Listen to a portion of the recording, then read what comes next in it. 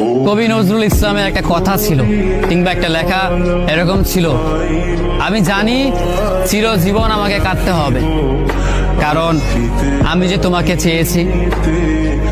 আসলেই আমি যে তাকে চেয়েছি এই জন্য আমাকে সারা জীবন কাঁদতে হবে, কারণ আমি তাকে কোনোদিন পাবো না, আর পাইনি বলেই আমার কান্না করতে হয়। তাকে আমি প্রচন্ড ভালোবাসি বলেই আমার কান্নাটা আসে, তাকে আমি আমার করে পাইনি বলেই আমার কষ্টটা হয়।